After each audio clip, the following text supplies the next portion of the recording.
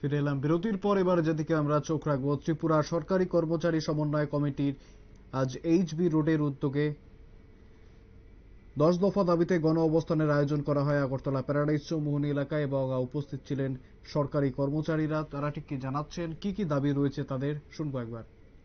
ত্রিপুরা কর্মচারী সমন্বয় committee HB road রাজ্যের শিক্ষক কর্মচারীদের যে জ্বলন্ত সমস্যাগুলো আছে, অনেক রকমের বঞ্চনা, আর্থিক বঞ্চনা, বিভিন্ন ক্ষেত্রে কর্মচারীদের আক্রান্ত হওয়ার ঘটনা এবং সারা রাজ্যের যে আইন শৃঙ্খলার অবনতি, এই বিষয়গুলো যেমন আছে, তেমনি আমাদের দেশের মধ্যে all India state government employees ফেডারেশনের ডাকে আমাদের দেশের বিভিন্ন রাজ্যের কর্মচারীদের যে আর্থিক বঞ্চনা এবং পিএফআরডিএ অ্যাক্ট বাতিল করা, এনপিএস বাতিল করা এবং নতুন করে যে ইউপিএস, পুরনো পেনশনের জায়গায় নতুন করে 24শে August UPS united pension scheme যেটা চালু করেছে, সেটাকে বাতিল করার দাবিতে সারা দেশে সেখানে 26শে September all India national protest day পালন করা হয়েছে।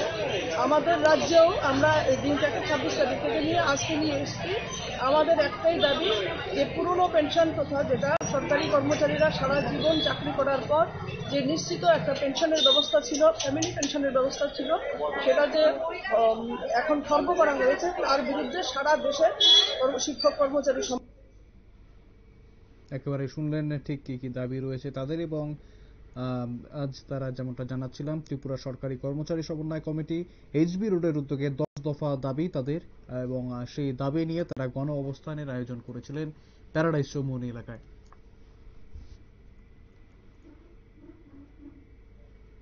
ফিরে আসছে একটি বিরতির পর, সঙ্গে থাকুন।